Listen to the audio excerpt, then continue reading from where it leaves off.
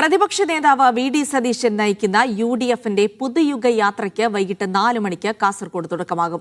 കുമ്പളയിൽ AICC general secretary K C. Venugopal MP. യാത്ര ഉദ്ഘാടനം ചെയ്യും. സാമ്പത്തിക രംഗത്തും ആരോഗ്യമേഖലയിലും കേരളം ഇത്രയും തകർന്ന കാലം ഉണ്ടായിട്ടില്ലെന്നും ഭാവി കേരളത്തെക്കുറിച്ച് ബദൽ നിർദ്ദേശങ്ങൾ പുതുയുഗ യാത്രയിൽ അവതരിപ്പിക്കുമെന്നും വി.ഡി. സതീശൻ പറഞ്ഞു. കേരളം ഇന്നൊരു തകർച്ചയെ നേരിടുന്ന സംസ്ഥാനമാണ്. സാമ്പത്തികമായി ഇത്രമാത്രം തകർന്നു തരിപ്പണമായൊരു കാലഘട്ടം കേരളത്തിൻ്റെ ഭരണ ചരിത്രത്തിലുണ്ടായിട്ടില്ല. ആരോഗ്യരംഗം വെന്റിലേറ്ററിലാണ്. സാധാരണ തെരഞ്ഞെടുപ്പുകൾക്ക് മുമ്പ് പ്രതിപക്ഷ പാർട്ടികൾ നടത്തുന്ന ജാഥകളിൽ നിന്ന് വ്യത്യസ്തമായി സർക്കാരിനെ വിമർശിക്കുകയും രാഷ്ട്രീയം പറയുന്നതിനോടൊപ്പം തന്നെ ജാഥയുടെ ഭൂരിഭാഗം സമയവും പ്രയോജനപ്പെടുത്താൻ പോകുന്നത് ഭാവി കേരളം എങ്ങനെയായിരിക്കും എന്നതായിരിക്കും. എവിടെയെല്ലാമാണ് ഗവൺമെന്റ് പരാജയപ്പെട്ടത് അവിടെയെല്ലാം യു.ഡി.എഫിന് ബദൽ പദ്ധതികളുണ്ട്.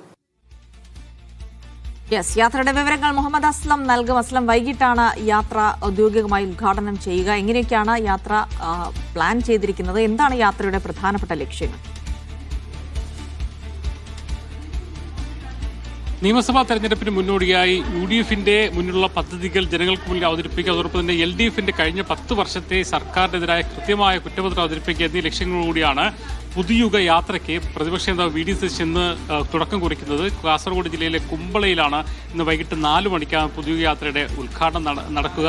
എ.ഐ.സി ജനറൽ സെക്രട്ടറി കെ.സി. വേണുഗോപാലാണ് ഉദ്ഘാടനം ചെയ്തത്. പി.കെ. കുഞ്ഞാലിക്കുട്ടി ഉൾപ്പെടെ ഘടകകക്ഷികളിലെ പ്രധാനപ്പെട്ട നേതാക്കളെല്ലാം തന്നെ അണിനിരക്കുന്ന രീതിയിലാണ് പരിപാടിയുള്ളത്. ഓരോ ജില്ലകളിലും ഓരോ പ്രത്യേക സ്ഥലങ്ങളിൽ നിശ്ചയിക്കപ്പെട്ട സ്ഥലങ്ങളിൽ പരിപാടികൾ നടത്തും. അതോടൊപ്പം തന്നെ ഓരോ ജില്ലകളിലും വിവിധ മേഖലകളിൽ പ്രയാസങ്ങൾ അനുഭവിക്കുന്ന ജനങ്ങളുടെ പ്രതിനിധികളുമായി ചർച്ചകൾ നടത്തും. അതിനുശേഷം അതോടൊപ്പം തന്നെ വ്യത്യസ്തമായ മേഖലകൾ, സാമ്പത്തിക മേഖലയിലും ആരോഗ്യ മേഖലയിലും വിദ്യാഭ്യാസ മേഖലയിൽ ഉൾപ്പെടെ യു.ഡി.എഫ് സർക്കാർ അധികാരത്തിൽ വന്നാൽ നടപ്പിലാക്കാൻ സാധ്യതയുള്ള പദ്ധതികളെക്കുറിച്ചുള്ള ചില പ്രഖ്യാപനങ്ങളും കൃത്യമായി തന്നെ നടത്തുമെന്നുകൂടി പ്രതിപക്ഷ നേതാവ് രാവിലെ വാർത്താ സമ്മേളനത്തിൽ പറഞ്ഞിരുന്നു. അതായത് ഒരു രാഷ്ട്രീയ വിമർശനം ഉന്നയിക്കുന്ന എൽ.ഡി.എഫ് സർക്കാരിന്റെ വീഴ്ചകൾ ചൂണ്ടിക്കാണിക്കുന്ന ഒരു യാത്ര മാത്രമായിരിക്കില്ല, പകരം ഭാവി കേരളത്തെക്കുറിച്ചുള്ള ചില കൃത്യമായ നിർദ്ദേശങ്ങളും കാര്യങ്ങളും പദ്ധതികളും പ്രഖ്യാപിക്കുന്ന ഒരു പരിപാടി കൂടിയാകുമെന്നാണ് പറയാൻ അങ്ങനെ മാറ്റാനാണ്. അതുകൊണ്ടാണ് നവയുഗ യാത്ര എന്ന രീതിയിലേക്ക് ഇതിന്റെ പേര് തന്നെ ഇട്ടത്. പ്രതിപക്ഷ നേതാവ് നയിക്കുന്ന യാത്ര ഇന്ന് കാസർഗോഡ് തുടങ്ങും. നാളെയും കാസർഗോഡ് ജില്ലയിൽ ഉണ്ടാവും. നാളെ വൈകിട്ടോടു കൂടി തന്നെ കണ്ണൂർ ജില്ലയിൽ കടക്കും. പിന്നെ അവിടെ നിന്ന് അങ്ങോട്ട് കണ്ണൂർ, വയനാട്, കോഴിക്കോട്